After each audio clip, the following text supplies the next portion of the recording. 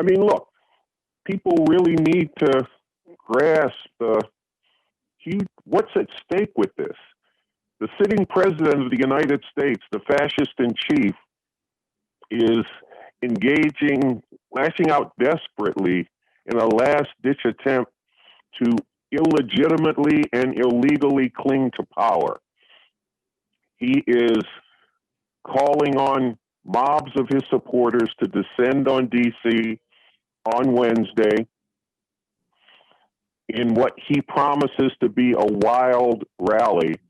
And he has even said he might be there in some way to give them even further incentive to come and to cause a huge ruckus.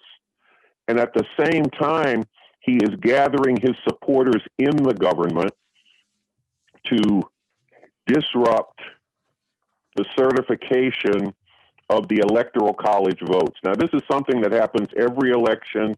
Like Sunsara said earlier, it is normally a formality, but 140 members of the House of Representatives have said they're going to refuse to accept the results of at least certain key states. And one senator has said he would join them in that, which then means that for the certification to happen, the Senate and the House of Representatives will have to convene separately and have a debate over it. 11 other Republican senators have said they will refuse to certify the results until an investigation is held of election fraud. Now, we should remember that all of the key states that the Trump people have been trying to get reversed to make him the winner of an election that he lost by a sizable margin, he has taken all of them to court numerous times. Some of them have done hand recounts of the ballots. They've all audited the count of the votes. And the result each time has been, guess what? Trump lost again. But none of that is being allowed to stand in the way of this desperate attempt to cling to power. And I used to say they're trying to cling to power by hook or by crook. Well, now the hook part is out. It's just crooked, but they are still going for it. And it is even sunk to the point of they're saying this is necessary because a lot of their supporters don't think Trump lost the election. I mean, now think about that. Because these people think something that is not true, therefore, it can't be allowed to go forward. This takes us into a very, very bad realm. That's what we're up against. That's what we've been dealing with. And for people who say, well, shouldn't we just ignore that because, of course, Biden and Harris are going to be inaugurated on the 20th, and then all of this will go away. Two problems with that. First off, stop saying, of course, they're going to be inaugurated. That's exactly what Trump and his people are trying to stop, and they're using all sorts of means to do that. Courts, Congress, mobs in the street, and it does come down to they have to be stopped from succeeding in that. And while it's likely that they won't succeed, because at this point they haven't lined up enough forces in Congress to actually overturn everything, but they have been floating ways to even get around that because they have talked about invoking the Insurrection Act, which allows the president to unleash the military to calm the insurrection, which could then take the form of the military going in and taking over the voting process and itself overturning it.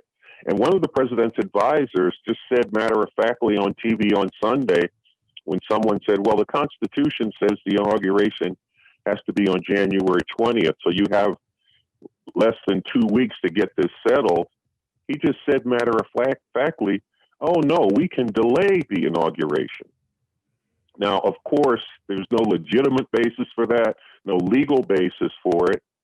But if they declare that they're putting it off and postponing it, who or what will stop them? So far, they barreled through all the institutional roadblocks, all the legal roadblocks, all the roadblocks of the norms of how this society has functioned. And it would not be a good move to expect that this norm of how society functions, this law, will stop them.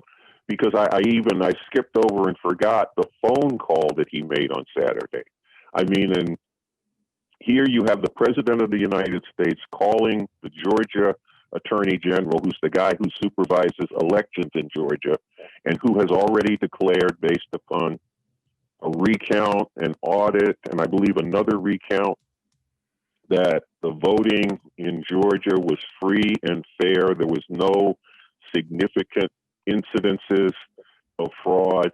And the result is that Joe Biden won by 11,700 and some votes.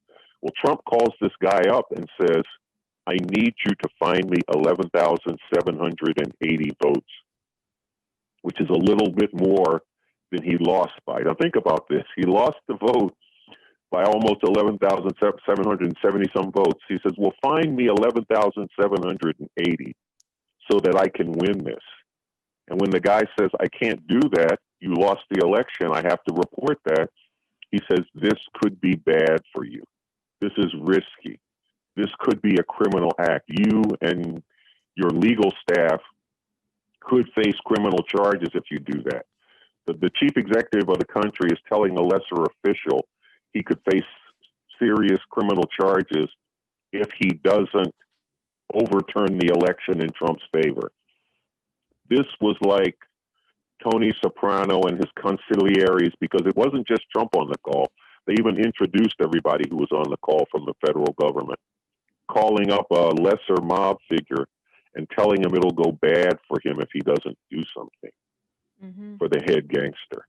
That's what this is. I mean, and frankly, it's probably a whole bunch of laws that it violated, but none of these violations, legal or otherwise, have restrained these forces. And people need to recognize that, and they need to act around it. And sorry if I got a little carried away, but this is heavy. It is heavy. And we're going to come back in a little bit to some of the ways that people need to act around it. And I know some of the ways that you've been involved in organizing people to act. I want to bring in our other guest, who is back on with us. We see him in the picture. He's looking sharp. And I introduced you before, but I want to do it now so you can hear it as well. Michael Coard is an attorney.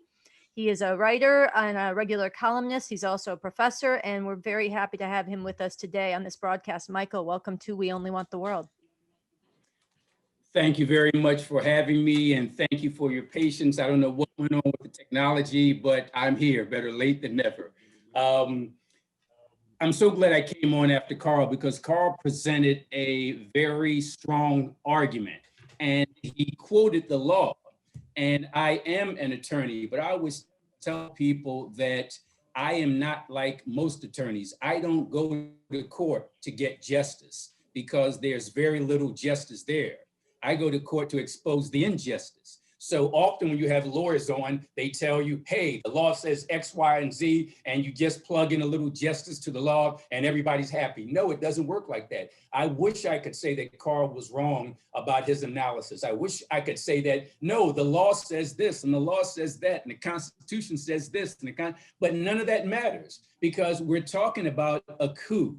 We're talking about fascism. And when you talk about coups and fascism, you're simply talking about might and force. To hell with what the law says, it means nothing. I often tell my clients, who are usually young Black men, when we go to court, because many of them might be in jail awaiting trial, and they'll be the jailhouse lawyer kind of thing, and they'll do all their research, and they'll come into courtroom and tell me what the law says. And I always tell them, none of what you saw in those books means nothing. The law is what the man with the gun says it is. That's what the law is. So if I don't call him by the name he likes, I call him Drump, his family name. I just can't force myself to acknowledge him in his name, so I call him Drump. When we look at Drump, the first thing I wanted to say, before I even get into that, and I'm only going to take 2 or 3 minutes because I certainly want to hear from all the panelists. This is really interesting what's going on with this coup attempt, with this fascist approach, because America usually exports its coups. Right now, what America is doing for the first time in history is domesticating a coup. I mean, happening right now. If we wanted to talk about what America does in terms of exporting coups, we can go back to like the early 1800s, 1805, to the land that's now known as Libya, all the way up to 2020 and 2021 with Venezuela. So when we talk about coups, we can't say that that's unique, that that's unheard of in America, because America has gone around the planet destabilizing governments, but it has not happened here before. This is the unique thing. This is why we need to be aware of it. People might say, but what do you mean it didn't happen before? It happened with the Civil War. But the Civil War, believe it or not, could pale in comparison to what we're talking about here. Why? Let's look at the numbers. The North against the South.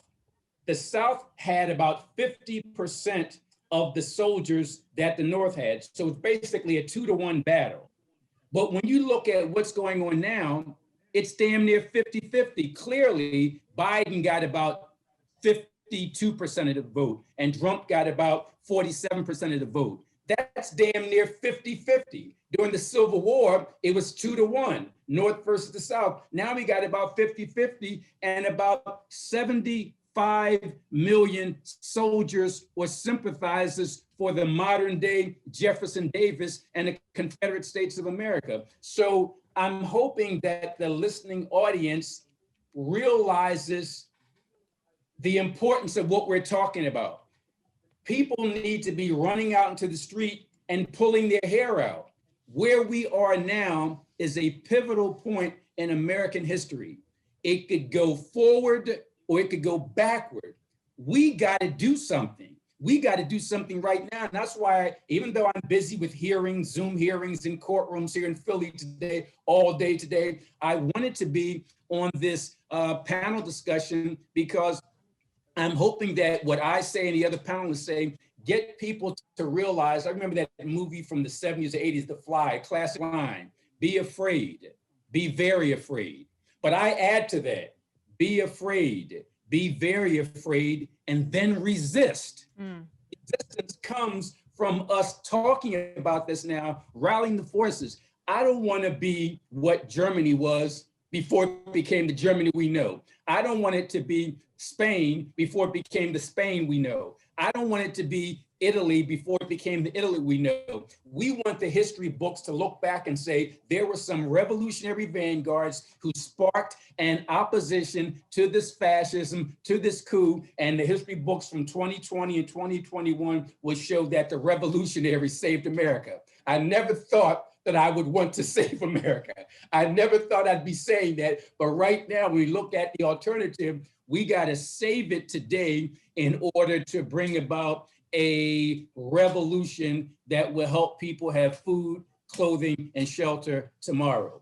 But don't tell anybody I was fighting to save America unless you put a comma there and explain why I said that. We have to save America today. When I say America today, I want to be clear because I'm no flag-waving patriot. I'm talking about the America that the Declaration of Independence talks about on paper, what America is supposed to be, because in reality, we know what America is. We know what it's been before America in 1492, from slavery in 1619, from the Declaration of Independence. We know all that stuff. But right now, we look at the fascists banging at the door, when we look at those engaged in that coup banging at the door, we got to brace ourselves and stop them from coming in.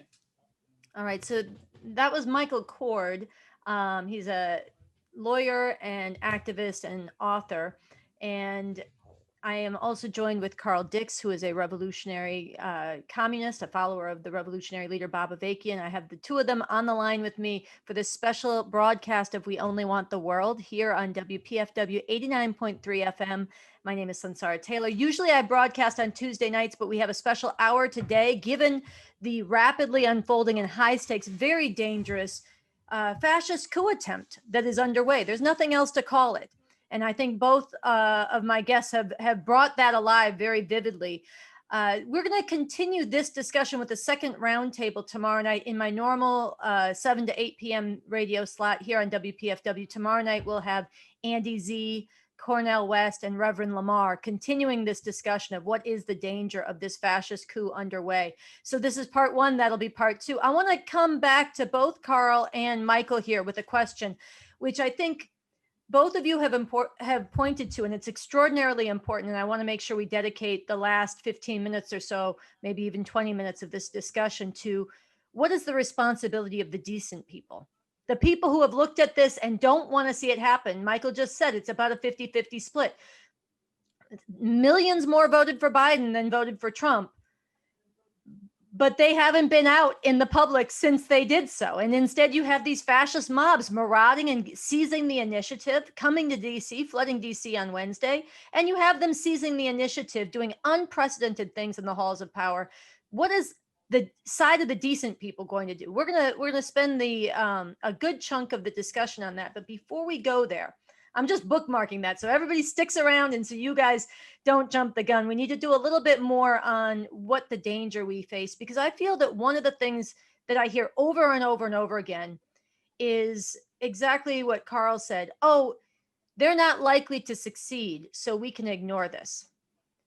And Carl said, look, that's wrong on two levels. One, you don't know and they don't know if they'll succeed. History is not written yet. The future is not written yet, okay?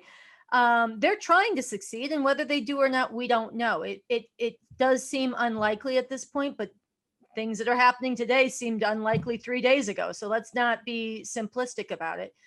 But even if they don't succeed in keeping Trump in power, even if Biden gets sworn in, there's lasting damage being done here that I think it gets eclipsed and ignored when people look at it only in terms of whether or not it'll succeed in the short term. So I'd like to hear both of you speak to how you see this, whether it's in terms of the hardening of the fascist mobs in the streets, whether it's in terms of what's being done with the Republican Party, whichever way you want to take that. Carl, can we start with you?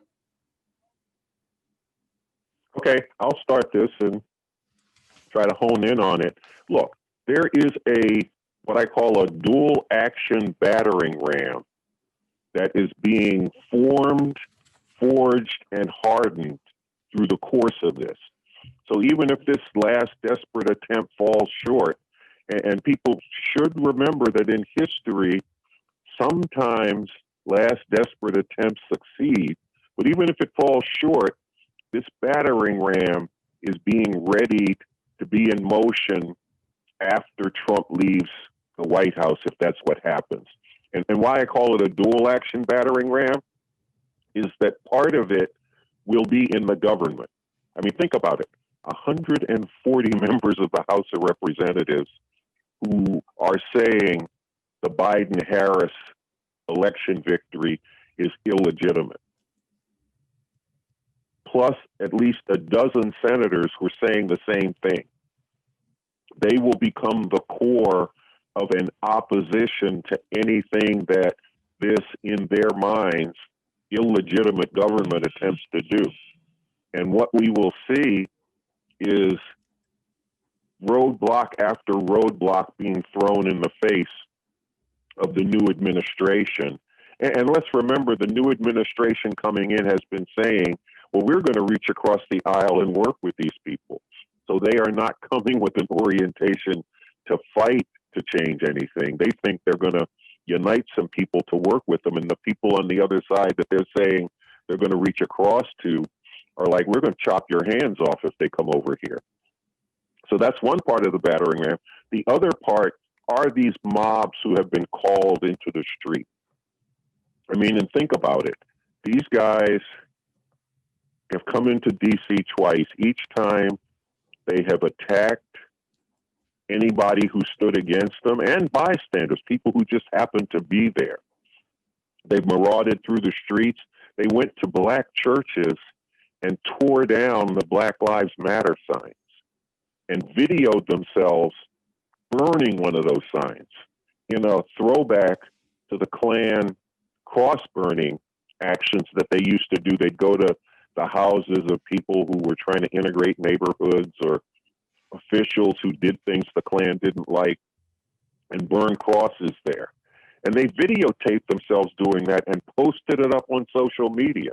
Like, here we are, we did this. And the authorities have done nothing about that. Think about that. This is what these forces are being readied for that. Wednesday is going to be another step in that. So you have this dual action battering ram that is ready to move to advance the fascist agenda, even without control of the executive. And it can be brought into motion apart from an election to try to overturn things. So people need to recognize that that's happening. People also need to recognize that they are setting some markers, and markers that have not been thrown aside as utterly unreal and illegitimate. One marker is this thing of things don't have to be proven if enough people think that they may be true. Because when you look at everything that they're saying about this and why they're justified in trying to overturn this election, it isn't proof that the numbers are wrong. It's all supposition. The senators who are making this move, the 11 senators are making this move to say we're not going to certify until there's an investigation into electoral fraud. They didn't bring forward any evidence. They said many of our supporters believe there is election fraud. We've got no proof, but a lot of people think that. And I've seen analogies. There's an editorial up on revcom.us right now, which people should check out, about this situation. And one of the things it does is it compares it to the witch trials in Massachusetts hundreds of years ago. There it was that they didn't need any proof you were a witch. They just needed a lot of people who thought you were a witch. Mm-hmm. And then they could go forward and execute you for being a witch. And they're bringing that in as a marker. One other thing I want to mention is this thing of black votes are illegitimate unless they're for our side. Because when you look at all of the charges that they've made, one of the key ones that they've made in a number of states is that cities with large numbers of black people and large numbers of black voters, where the Democrats ran up a big majority, they said something must have gone bad in that city, whether that's Detroit, whether that's Milwaukee, whether that's Philadelphia, whether that's Atlanta, Georgia. There must have been something wrong there. And we're not going to give you any hard evidence, but how could we have lost those cities by hundreds of thousands of votes except by something fraudulent being done? So it's like these black voters and the often black officials, but always Democratic officials, must have been doing something wrong there. And that by itself should be enough to throw out the results of this. So people need to see that a lot is being accomplished right now through this, even if it does fall short. Michael? And Sunsara, I'm so glad that you posed this question, and I'm going to answer it by quoting Gil Scott-Heron definitely, and maybe kind of sort of Dante, because scholars say Dante didn't really say it, but let's say for the sake of this discussion, he did say it. What Gil said is that just because you can't do everything doesn't mean you shouldn't do anything. And supposedly Dante wrote, the hottest places in hell are reserved for those who in times of moral crises maintain their neutrality. My thing is this, folks got to do something.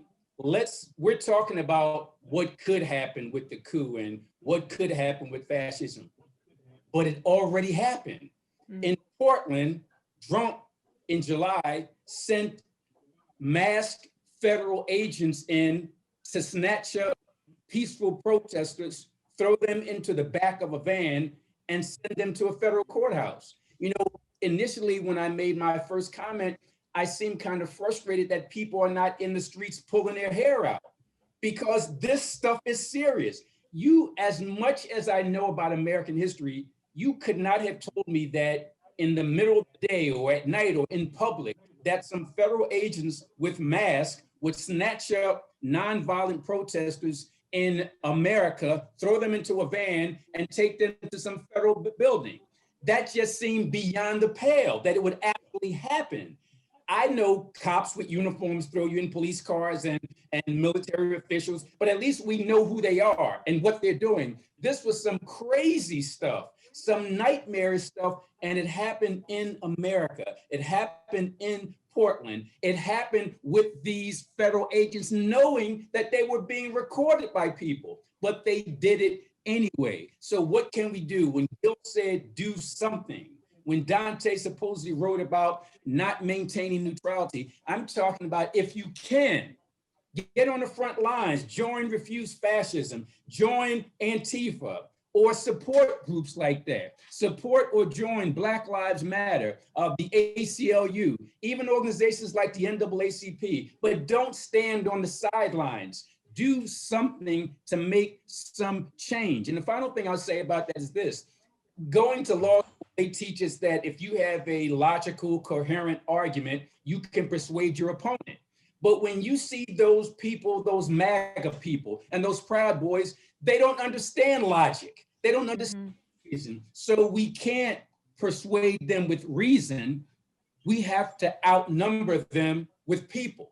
So we got to get people to sign on. And I love to say that we are only going to have hardcore communists in our army. We only want to have hardcore socialists in our army. Well, now, as some military folks have said, you don't go to war with the army you want, you go to war with the army you have. So if that army includes liberals and progressives and that kind of, just bring them in right now. Because as Carl talked about, there's a battering ram trying to knock down what democracy is supposed to be about. We need the masses bracing that door to stop that battering ram. So as long as we can get well-meaning people who might not be as politically pure as we like to think we are, we need them in the army to outnumber our enemy. We can't persuade our enemy. We can't use reason. We can't use logic. All we can use is numbers. So now,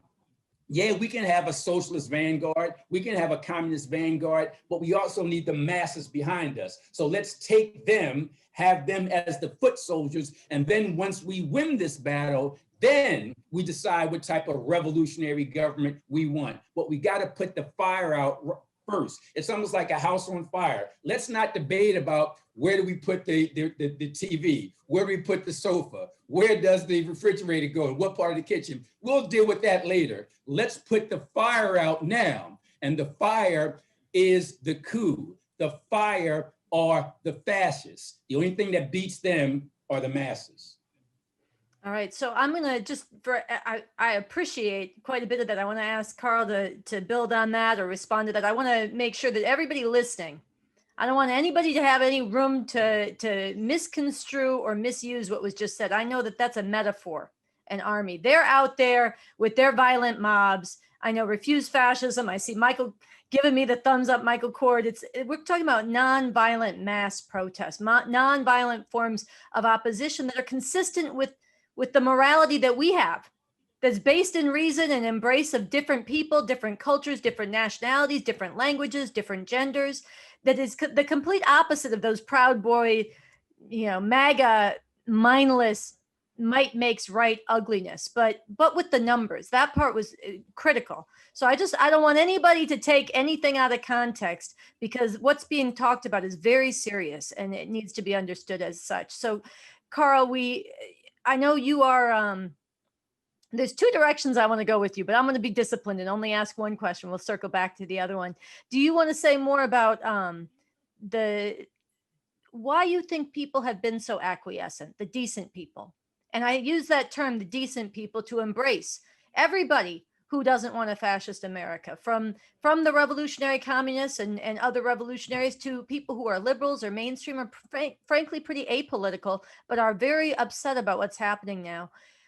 Why do you think there's been so much acquiescence from the decent people? And what is your challenge to those listening, including very concretely, Carl? Okay, yeah, I think this is a very good question. And Michael has posed some points. I want to get into these now, and I want to speak with them later on and get into them more deeply. But look, a lot of people still have this thing of, this is America. This can't happen here.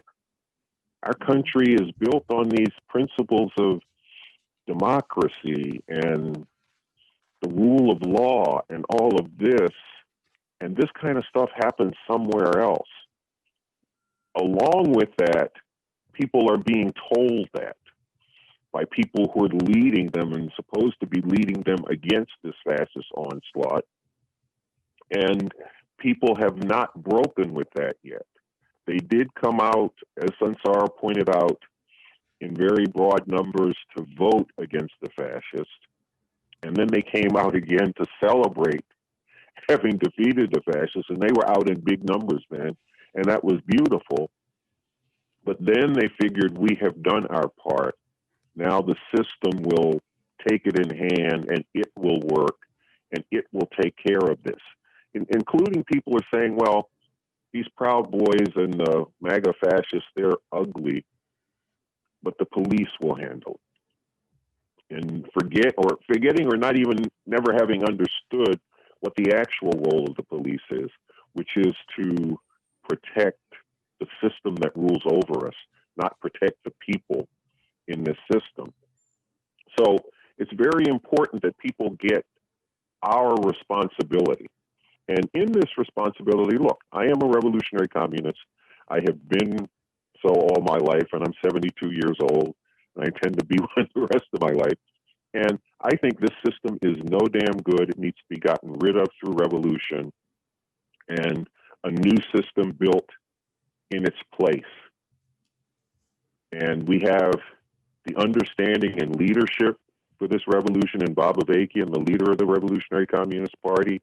We have a blueprint for a future society in the Constitution for a future republic in North America. And people should go to the website revcom.us to check all that out and get into it and get with it. I really encourage them to do that.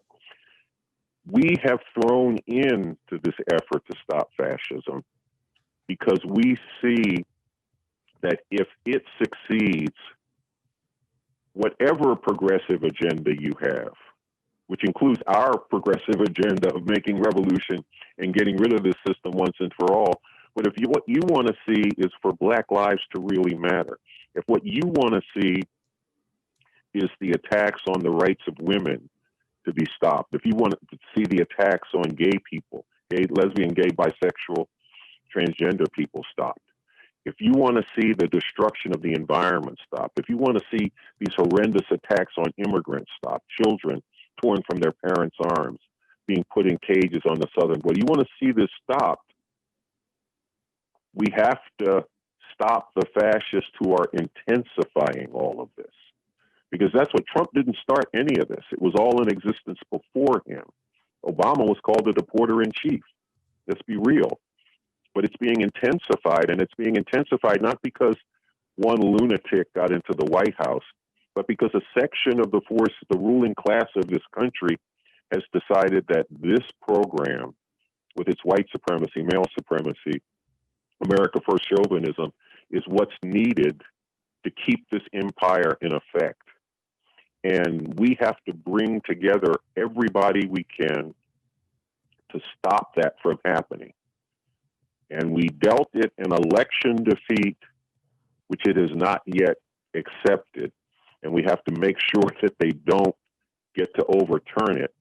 But that's what's been going on. We have to make this defeat happen, and everybody needs to come together. That's why I was a part of initiating Refuse Fascism, which brings together the kind of breadth of people that Michael was talking about. You know, at the formation of Refuse Fascism, we had people from Standing Rock involved. We had religious people, both Christians like Cornel West, but also Islamic leaders. We had people from the women's movement, LGBTQ force. We had everybody involved, and we fought to make that real all the way through. And as we've gone through this, we've tried to bring forward different principles, different ethics for people to relate to each other, to see that it should not be a question of might versus right, even though the ruling class of this society does go at things this way. And the fascists aggressively hammer that. But let's be clear, the non-fascists in the ruling class also operate on that basis. And that's a whole discussion that I don't want to go off in. But that's what we need. We need people to come together and act together to oppose this. And I guess we're going to get to it, but Refuse Fascism has made some calls Go for it. Go for it right now. to act in relation to Wednesday. And what that comes down to is that, look, Wednesday at 5 o'clock, we're calling on people to come out with pots and pans all over the DC area and bang them to drown out this cacophony of fascism that's going to be spreading throughout the city. And beginning now and peaking on Wednesday, there's a poster campaign. Refuse Fascism is producing massive numbers of posters that say, Trump lost, fascists get out. And we want to put these up all over DC. And we want people to contact Refuse Fascism. You can go to the website, refusefascism.org, to get in touch with Refuse Fascism in DC. Get posters, join a postering team, and get this up everywhere. We're also calling on people to put out posters that bring forward the ethos of the ethics of decent people. And if that for you is Black Lives Matter, then put up your Black Lives Matter signs. If that for you is hate has no home here, then put up that banner. Put up stuff that memorializes the victims of this aggressive system, whether that's George Floyd, Breonna Taylor, Ahmaud Arbery, or you could go way back to some of the earlier victims. I don't want to try to list everybody, but we're calling on people to do that all over the city in DC to show that there is a massive rejection of the fascist in chief, his movement that's following him, and the ethics and principles that it functions on. And that's what we're calling on people to do. I also would add that people really need to dig into the nature of this fascist movement, where it came from, how it developed. And a very good way to do that, I'm again refer you back to the website, revcom.us, to look into the works of Bob Avakian. Going back to the 1990s, he did a piece titled On the Right-Wing Conspiracy, where he analyzed the development of the fascist movement and the leaps it took in the attempt to impeach Bill Clinton. He went into its roots in the 1970s and 80s, and he has been doing that kind of work ever since. And you could also look at a speech that he gave, The Trump-Pence Regime Must Go. We refuse to accept a fascist America. A better world is possible. He gave it in 2017, but it sounds like he did it a few weeks or a few months ago, because it really gets the nature of this. People really need to understand that. But don't wait till after you checked all that out to begin to act. Start acting now and on tomorrow and on Wednesday, and be tense to whatever they try to do between Wednesday and the inauguration, because they're not going away, they're not stopping, and we have to not stop. We have to not be the kind of people who would be condemned to the circle of hell that Dante put forward, to where people who are complacent will end up. Okay, so you are listening to, that was Carl Dix. He is a follower of the revolutionary leader, Bob Avakian. He is a revolutionary communist and a co-initiator of refusefascism.org. Also on the line with me is Michael Coard, who is an attorney, a scholar, and a writer. And we've been talking about what is the danger of the ongoing fascist coup attempt being waged by Donald Trump. This is a special broadcast of We Only Want the World here on WPFW 89.3 FM. This is Sunsara Taylor. I normally broadcast on Tuesday nights, and I will be on air tomorrow Tuesday evening, 7 to 8 p.m. with part 2 of this urgent roundtable. Tomorrow night, we're going to continue this discussion. What is the danger of the fascist coup underway by Donald Trump? We're going to have Andy Z on. He's the host of the Revolution Nothing Less show. We'll have Dr. Cornel West, revolutionary Christian scholar and activist, and Reverend William Lamar, who is the Reverend of the AME Church in Washington, D.C., the African Metropolitan AME Church, which is one of the churches that the Proud Boys assaulted when they were in town last December. This is going to be an important discussion. Put it on your calendar tomorrow night, 7 to 8 p.m. We have just a few minutes left with both Michael and Carl. And so there's so much that's been said, but the whole discussion, it's been churning in the back of my mind, something that Michael said earlier. So I want to ask each of you if you have just 2 or 3 minutes of reaction to this. Michael posed a certain irony in that, and I've heard you speak before, Michael, where you really went to the history of America and its crimes from 1619 to today against Black people and Native American people. And then today you brought in big dimension against people around the world, which is very important, coups that the US has carried out, wars of aggression. And then you made a statement that you said you would be surprised to have heard yourself make in any other circumstance, which is that you want to, in this circumstance, normally you want to fight I don't want to put words in your mouth, but the implication was to somehow get beyond America or not to be about America. And now you're saying up against this fascist coup, there's a need to defend America. And there's a certain irony there. And I wonder, if I'm sure that it provoked me, I'm sure it provoked Carl, and I'm sure it provoked our listeners. So let's just take 2 or 3 minutes each of you in the final time to go a little further on how you see that irony or how you would see it. Yeah. And the irony is glaring, and I'm so glad you are giving us at least 2 minutes to deal with that. It's really an awkward position to be in. But when you look at the alternative, it could be worse.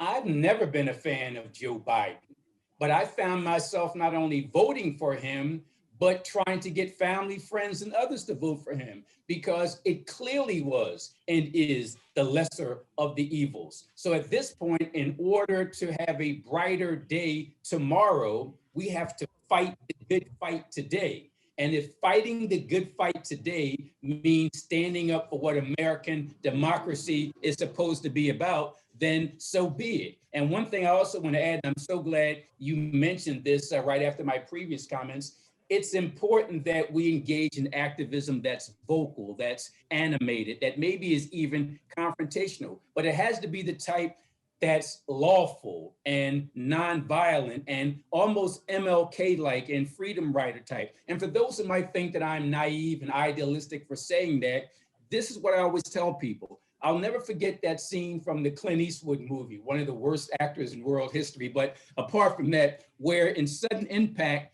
he has the gun aimed at a Black man on the ground. And there's a gun near the Black man, and the Black man is thinking about whether he should reach for that gun. And Clint Eastwood says, "Go ahead, make my day." And for me, what that symbolizes this system will crush any attempt to engage in violence. So not only is it not an ethical thing to do to promote violence and criminality to resist this coup, but it's also suicidal because you're playing on a battlefield where you can't win. Let's be more strategic. Let's do the kind of thing that you're talking about, where we rally the masses. And, it's not about being completely uniform. And I'll wrap this up by saying this. In regard to this movement, it's about unity without uniformity.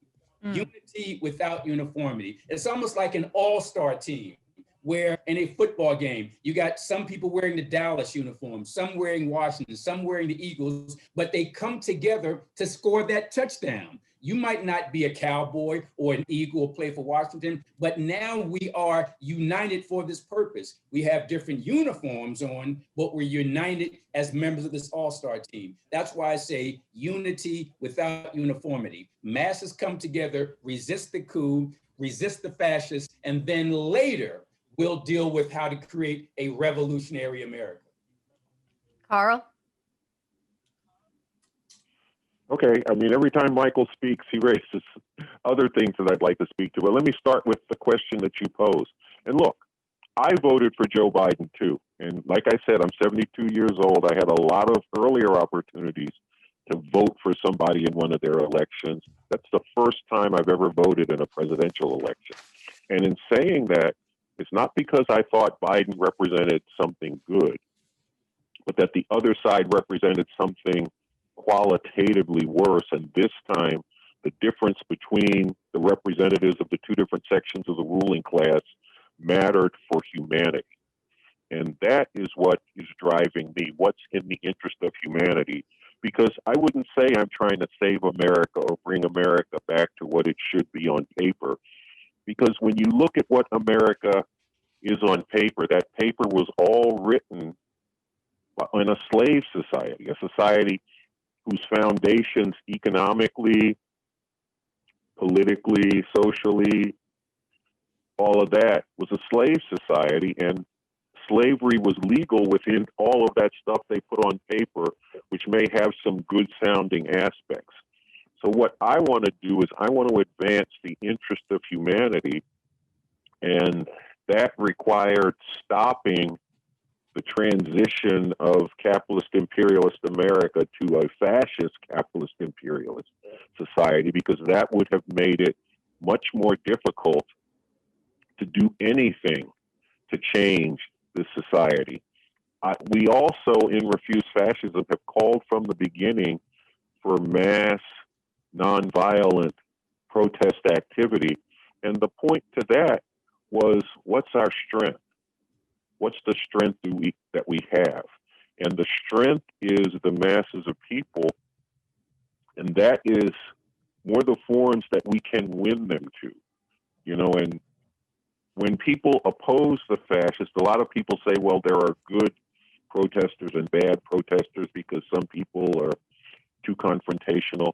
Well, we don't go with that BS. We call for the kinds of activities that we feel need to be taken to build the most effective opposition to the fascist movement, and that is mass, nonviolent protest activity, creating the kind of political crisis that can force the ouster of the fascists.